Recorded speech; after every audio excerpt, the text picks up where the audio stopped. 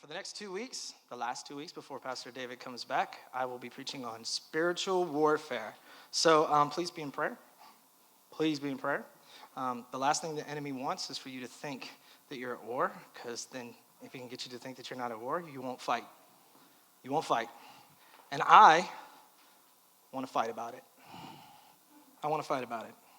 Like last year on Father's Day, Lisa Fiegelson, if you guys don't know her, she and her husband moved to Seattle. But she put me in with the father little plaque that we did this year. She put me in as passionate, compassionate. And it's very true. I've been passionate for a long time. I don't think anything that I do is, if I'm not willing to fight for it, it's not worth doing.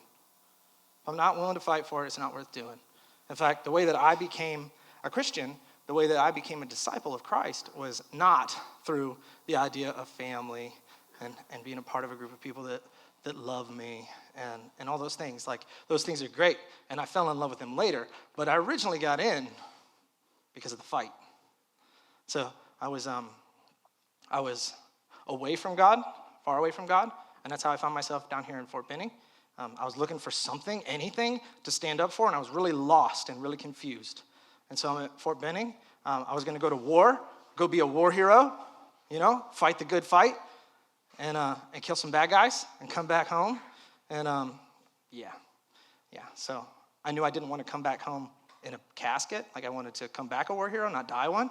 And so I decided I was going to volunteer to be a part of a group of people that I thought knew how to fight.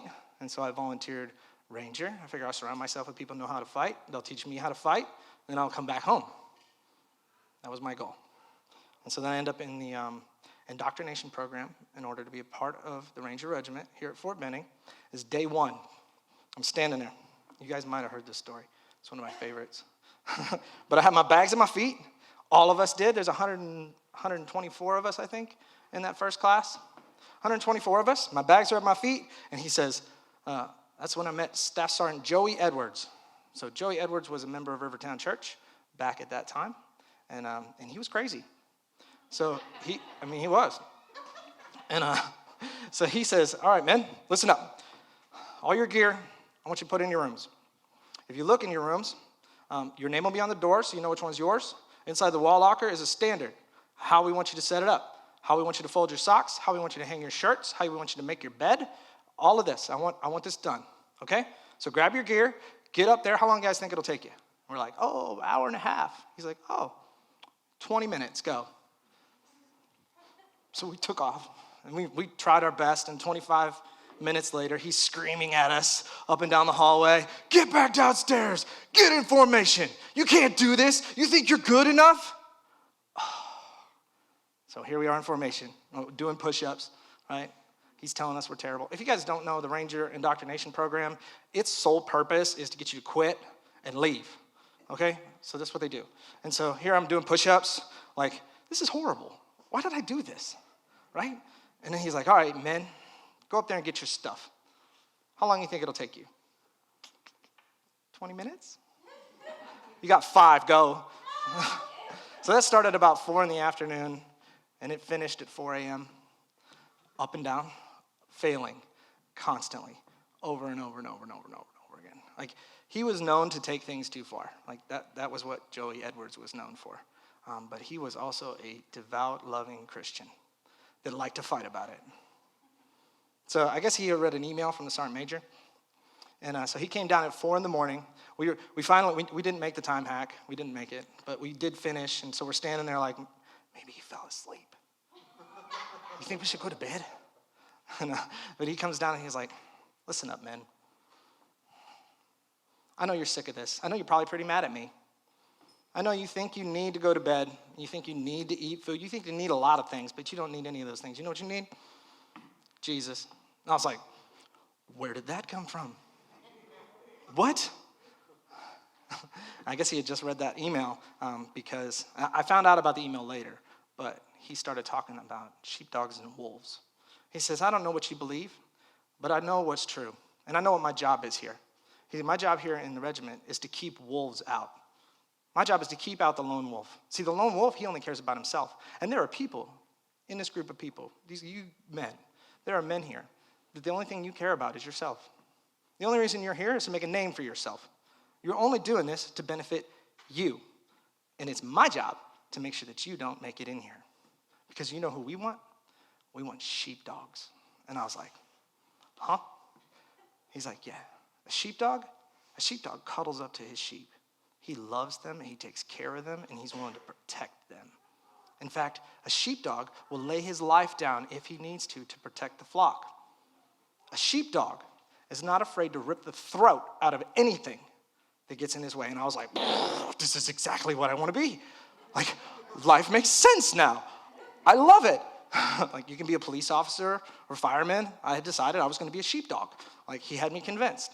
And so he invited me to Rivertown Church, and it's been history since. But the way that I came into Christianity was not the normal way. I came in like, I want to fight about it. Like, I'm pretty sick of everything that's happening around me and what it's doing to people. And I want something real that I can fight for and fight about.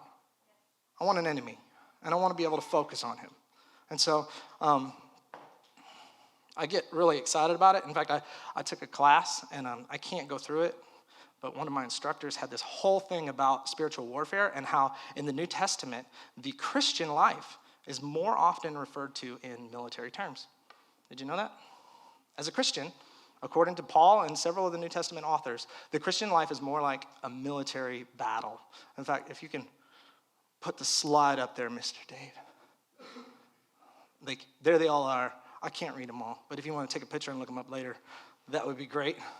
Also, more importantly than what the New Testament authors think, more importantly is what Jesus thought. And when Jesus stood up in front of the synagogue, opened it up to Isaiah, and he read the passage to declare what his mission was here on earth, do you know what he said? He said that his mission was to liberate captives and to proclaim liberty to the oppressed, to prisoners of war. That's what he said his mission was. I'm here to liberate captives and liberate and proclaim liberty to the oppressed, to the people who are that are prisoners of war. And so my main point of today, what I'm going to try and make as clear as possible and kind of explain how it works out, is that in this life, no matter who you are, if you are not for God, if you don't place God in charge of your life, then you are fighting against him. If you don't place God in charge of your life, then you are fighting against him. In any area, in anything that you do. Or quite simply, if you're not for God, you're against God. If you're not for God, you're against God. Now that's a logical statement, and I like logic. So you guys want to talk about it for a minute? Logical statement. This logical statement effectively divides everyone on the planet into two different groups. Not three groups, two groups. There are people who are for God, and there are people who are against God, and there is no middle ground. There's no Switzerland, right? There's no neutral territory. There is for God and against God. And if you read that and you think to yourself, yeah, that makes sense, that's because you've been in church for a long time. Because if you really think about that sentence, it doesn't make a whole lot of sense in the way we see the world, right? Like, I depend on a different kind of truth in order to be a dad and to be a youth pastor. Like, I can be for you and against you at the same time. Make sense? So, like, if I want the students or if I want my children, and I do, I want them to be able to grow up and achieve whatever it is that they put their minds to, right? I want them to be able to do whatever they want. I want them to be able to achieve it. Well, you can't do those things without discipline, right? Who likes being disciplined? Anybody? You? Good for you. Who likes to discipline? We need you. No. So I don't like doing either, right? I don't want to discipline my kids, and I know for sure that they don't want to be disciplined. But if I want to be for my kids, I have to be against my kids. Like, that's just the way the world works, right? And so there's this idea in our heads where we read the sentence and we think, wait a minute, Matt, that isn't how it works. Like, that's not how the world works. Can't you be for somebody and against somebody at the same time? Yeah. And do you know why you can't? Because who I want to be and who I actually am sometimes is two different things, right? who I want to be and who I actually am are two different things a lot of the times. We live in a world where we're broken. In fact, that's the nature of the battle. Every one of us is broken. Every one of us can be for ourselves and against ourselves at the exact same time. It's the nature of the world. But God is one. He isn't split. He doesn't try and be one thing and then actually be another thing. The word is righteous. That's the church word. It's righteous. God is righteous. Everything that God does is right. And so while every other relationship that you have in your life, it is absolutely possible for you to be for somebody and against somebody at the same time. It is absolutely impossible to do that with God, because everything that God does and everything that God tells us to do is righteous. And so if we are not for him, we are by default against him. If we are not for him, we are by default against him. Well, cool. So what do you want me to do? So now the world is split, right? It's split into two opposing armies. Should we go out and fight that other army? I want an enemy I can fight. Should I go out and fight that other army? Should I make the world just a world of people who are for God? Would that work? I don't know. I don't think so. In fact, I'll try and make it make sense with an illustration. Okay? So this is something that commonly happens in almost every Christian life. In fact, I've read it in every discipleship material. Anything that I look at always has a chapter or a paragraph or something dedicated to this specific scenario. So this is the way that our battle looks. Okay? Person becomes a Christian. The truth of the gospel lands right in their heart. Their eyes open wide, and all of a sudden, it all makes sense. Wait a minute. That's why he had to do that? Wait a minute. Well, that makes me this, and I'm worthy, and I'm forgiven, and I'm in love, and all the pieces start to come together, and the ground shakes, and it's just amazing, and they light up. They light up. I have to tell everyone I know about this. I have to tell everybody. And so they do.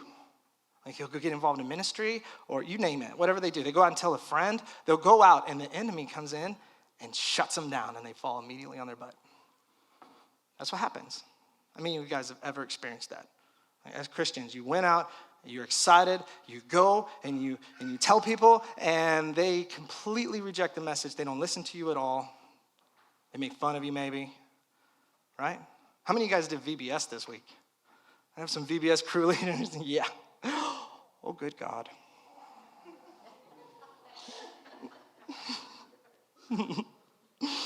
VBS was awesome, but I'll be real with you. I don't know if it's a full moon this week or what, but my crew, I was not the hands and feet of Jesus. You know what I mean? I had to flip the switch. And I had to be Drill Sergeant Matt. That's who they got. That's who these kids got, right? I had to. That's where it was. When you're telling a kid, stop running, and they look back at you and they smile you can't make me do that. And they take off anyway, everything in me to control it, right? I heard somebody say, and I thought this was perfect. She said, I just overheard it in the foyer. She said, listen, my Jesus is not big enough to handle you right now. And I thought, well, that was very well said. If you're judging, if you're thinking to yourself, oh, Jesus is big enough to handle anybody, it's because you weren't there. It's because you weren't there. No, sometimes we ask that question, right? God, where are you? I came here to love on some kids. I came here fully expecting you to show up. I felt the power of what you do, and here I am trying to make it happen in the world around me, and it's not. Where are you, God? Where are you? Where are you? If you haven't thought that in your mind, in the back of your mind, thought to yourself, where are you, God? You're not involved in ministry yet. That's what happens. Where are you, God? And it gets worse the further you go into ministry. Did you know? So right before she won the Nobel Peace Prize, just a few weeks earlier, I think it's 11 weeks earlier, she wrote a letter, Mother Teresa. You guys know who Mother Teresa is? She's the patron saint of the gutters. So right before she won the Nobel Peace Prize, she wrote a letter to one of her friends. In it, she says, Jesus had a very special love for you. But as for me, The silence and the emptiness is so great that I look and do not see. I listen and I do not hear. The tongue moves, but it does not speak. This is Mother Teresa, right? And I think that makes perfect sense. You know why I think that makes perfect sense? Because for all the good that she did in this world, do you guys know how much bad she had to see? She's the patron saint of the gutters. She put herself in the gutters intentionally. She surrounded herself with broken, dying, wicked people. She saw it day in and day out, and it overwhelmed her. It would overwhelm any of us. It would overwhelm anybody. It would make us all ask the question, where are you, God? Where are you? The book club just recently read a book that really had a big impact on my wife, Michelle. It's called Kisses from Kate. And so I picked it up. I'm like, okay, I'm going to read this. And it's one of them books where you can only read maybe a page and a half because it does something to your sinuses. And so I'm reading it, and it's about a girl named Katie Davis who she gave up everything. She gave up everything. She's like the Protestant version of the Mother Teresa. So she gave it all up. She was in Tennessee.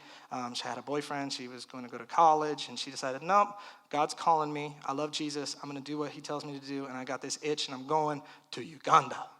Yeah. So she goes to Uganda to be a kindergarten teacher. She's still there. She writes a blog. She wrote a book. She's pretty amazing. But if you guys don't know, Uganda's war-torn, and it's full of disease, and it's full of poverty. And so she is a kindergartner teacher around all kinds of children that are dead and dying, right? And she said, every day, a lot of days, it feels like I'm trying to empty out the ocean with an eyedropper. Like, really? God, your message is so good. I felt it. I know it. Where are you? Where are you? And I don't think that's the right question for us today. In fact, I don't think that's the right question at all. The right question is, who's in charge here? Who's in charge here? Because if this is a battle, and this is obviously a battle, if you look around at some of the death and the pain and the suffering that you see everywhere, there's a fight going on. This is a battle. And if this is a battle, who's in charge here? I need to know. I need to know who's in charge here. And if you've been to church for a little while, you might know the answer to that question. You say, oh, Jesus is in charge. Like, Jesus is always the right answer. Jesus is just always the right answer.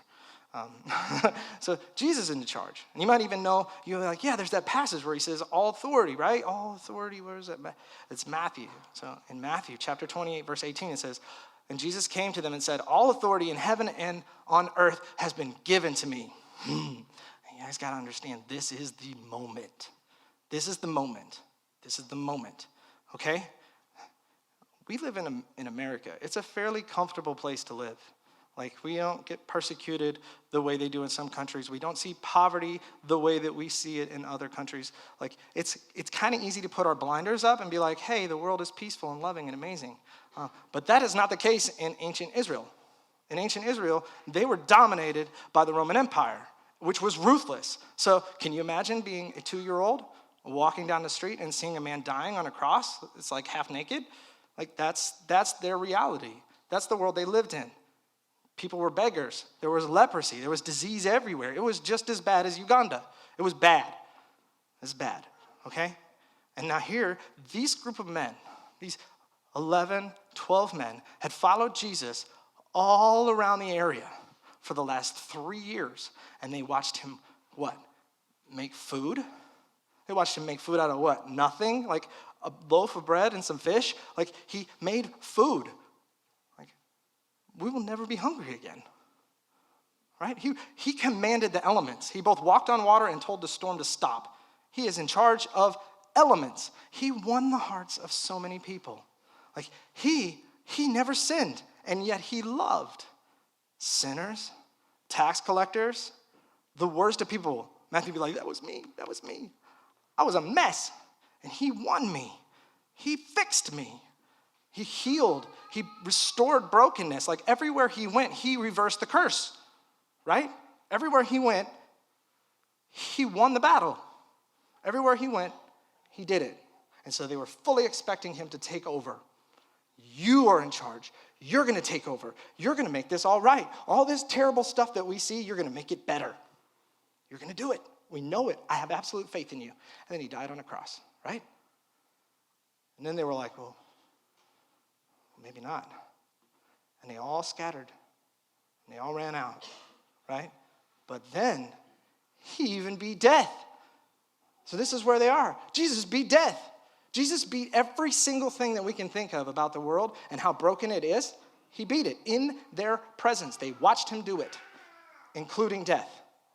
And now he's standing in front of them, and he's about ready to leave, and he looks at them and he says, all authority in heaven and on earth has been given to me. And every one of them was like, yes, now is the time. Now he's going to do it. Now he's going to do what we've been expecting him to do this whole time. Whatever you got planned, Jesus, we're in. We messed up a little bit earlier, but we're in now. We're in. We're in. And then he drops the bomb, doesn't he?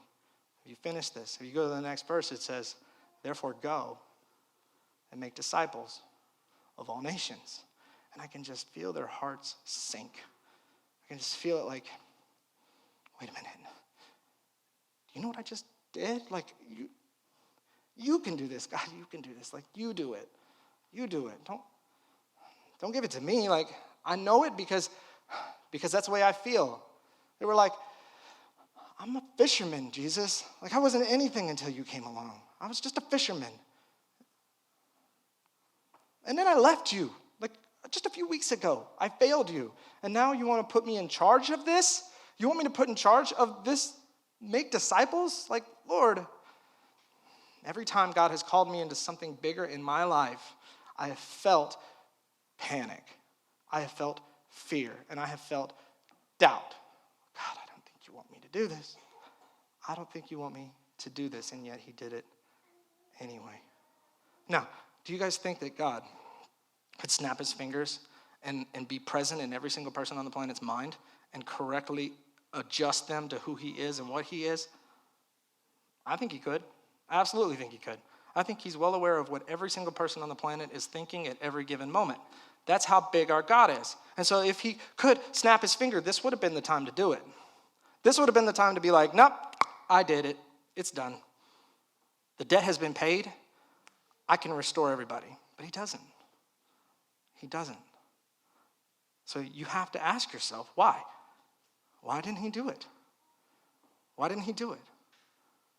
Is he just like abandoning us? Or does he have something better in store? Is he just leaving us? Or does he have something better planned? And I think he has something better. And I think he knew exactly what every one of his disciples were thinking when he said this. Because just a verse later, do you know what he says? And I am with you. And I am with you even to the end of the age. He is not leaving us, but he is putting us in charge. He is not leaving us, but he is giving us the chance to do something. So what does that look like? What does that look like in the Christian life? I don't think they understood it.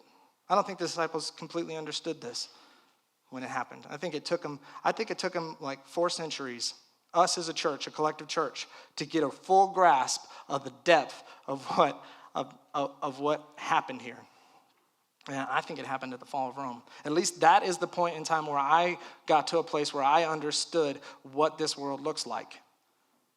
See, Christianity started off with 500 people, and then it spread all across the Roman Empire, right? It spread so much that by the year 321, they decided to make an official religion because it had won the vast majority of people, right? The Romans were like, if you can't beat them, join them. That's really what happened. So Christianity became the official religion of the Roman Empire. It's where we get the Roman Catholic Church from. The Roman Catholic Church is it was a religious state. It was hand in hand, religion and government all in the same one. They melded. They became together. And so as a Christian, you'd be like, yes, this is how you're doing it, God. I know this is how you're doing it. You sent us, and now we have overcome the Roman Empire. Now the Roman Empire is under authority of Jesus Christ. You couldn't be in a place of authority in the Roman Empire without swearing allegiance to Jesus Christ. Without submitting your life to Jesus Christ, you couldn't be in authority in the Roman Empire. Yes, that's what we're talking about. And 150 years later, do you know what happened to Rome? It fell. It collapsed. It collapsed. And if you read the material from that era, especially from the Christians, it's a whole lot of finger pointing. It's a whole lot of, well, he did this, and it's because Jesus doesn't love that we're doing that, and he's judging us, and he's taking, pointing fingers, making a mess out of the situation. And then one man said something that was leagues and light years ahead of everything that was being said at that time. His name was St. Augustine, and he wrote a book called The City of God. In the City of God, he said, no, on this planet, in every single city on this planet, and you can replace city with any social group that has mixed company, okay? There are two kingdoms. There are two kingdoms. There's the city of God, and there's an earthen city. And these two lines of authority are present in every single city on the planet. And they overlap one another, and they affect one another. And sometimes earthen city people can look just like Christian city people, or the church of the city of God people. And the city of God people can look just like the earthen city people. And we mix together and we work together, and it's messy and it's nasty, but that's what's happening. So we shouldn't take it to account that the Roman Empire fell and that's some kind of thing that happened against God. It has nothing to do with that, because the Roman Empire was never under the authority of God. It was always under the authority of people who were the city of God, right next to people who were from the earthen city. This has always been the case. Even though the United States of America today is it's a Christian nation, but it doesn't mean it's full of Christian people. We know this. It's becoming more and more obvious as time goes on, right? Because in every city, there are two cities, and those cities are over top of one another. So the way that this battle is being waged right now, okay, the way that the Christian life is more like insurgency. It is more like we are being inserted into enemy territory. That's what we're here for. We're not here to defeat the enemy. We're here to win captives. We're here to win people to Christ, to get people to choose. See, God is taking into account free will. He's coming in, and he's letting people choose him or not choose him. He's offering two different structures of government for us to choose and what they look like. Everywhere the city, according to St. Augustine, everywhere the city of God goes, and this is true, you can look at history. Anywhere the city of God goes and authority goes for the city of God and people are in line with that, people thrive. People prosper. Art and music becomes inspirational and amazing. Take your breath away. Awesome. Great things happen when people are under the authority of the city of God. On the other hand, anywhere that there's the city of earth, an earthen city, there's destruction and death and backbiting, because it is a very selfish authority. It only cares about itself. So that's the nature of the world that we live in, but what do we do with it? What do we do with it? How should that impact us? If that's the world we live in, how should that affect us? And I say we fight. I say we get in there and start rescuing some captives. That's what I say. I say we get in there and shine. But there's lots of different tactics that the devil uses in order to keep us out of the fight. And so I'm going to pick 4. I'm going to be real quick because Jen's already given me a warning. But I'm going to pick 4, okay? And they're the 4 that really center on personalities, some like personalities and what motivates us. So some of the things that motivate people, so maybe not all of these points will apply to you, but at least one will. Number 1 is peace. One of the greatest motivators of people is peace. I want peace and quiet. I want everything to be calm, and I want we call it quality of life. I want quality of life. I want everything to work in accordance. I don't want to have to stress about anything. I just want everything to be okay. And I am highly motivated by peace. I love peace. I love the idea of everything working together and doing what it's supposed to do. And when things aren't, I don't like that, right? So in this world, we're insurgents, right? We're rescuers. We're here. God has us here, and we don't have the option of choosing, well, I'm just going to be neutral. I'm just going to keep my mouth shut. I'm just going to be quiet so that I don't stir up the waters. He doesn't give us that option. Even if I don't be quiet and don't stir up the waters, eventually it's going to come out that I'm a Christian in my workplace, and then they're going to be like, he doesn't believe what he's doing. Obviously, he didn't even talk about it. It doesn't affect anything. He's just the same as we are, right? So we have to have peace in the fight. We have to have peace in the fight. Today's passages, I have told these things to you. It's John 16:33. It says, I've told these things to you that in me you may have peace. In the world you'll have tribulation, but take heart. I have overcome the world. You know what that means? It means that we can have peace in the fight. If Jesus could have peace and go to the cross, then we can have peace and do the exact same thing. It's just whether or not you believe it. You can have peace in the fight. And in fact, like there's this, he was a surgeon from back during one of the times when they were persecuting Christians. Like his job was to study the human, but what he did was study the human body. And what better place to do that than in Rome, where they were putting Christians and having them being fed by lions. And one of the things that like put him in awe. So this is a non-Christian writing about the way Christians died. Okay? You know what put him in awe? They went to their deaths singing hymns and praising God. Complete peace. Lions are about to eat them, but they are in complete peace. This is the kind of thing that changed the Roman Empire. This is the kind of thing that won more and more people to Christ's cause, because the harder you persecute a Christian, it seems like the more peace they have. The more they're like, oh, this is exactly how God, like, this is what I should expect in a war-torn world. I'm going to praise God because he's given me the opportunity to do exactly what he did and that I love him so much for. He's given me the opportunity to die like he did. So we're motivated by pleasure. We're motivated by pleasure. How many of you guys like to have fun? Oh, I love having fun. Not a lot of people like to have fun. Yeah, cool. We need you. We need you in the children's ministry, please. Shameless plug. So if you love pleasure, like God made the world for pleasure. He made it for his pleasure. He made it for our pleasure. It's supposed to be full of pleasure. Now, you can get tricked, right? You can be like, you show up at work and everybody's talking about drinking and having a good time, and they're doing all kinds of things. Well, like, all of those things, they hurt you. Like, they really hurt you. And they're not that much fun.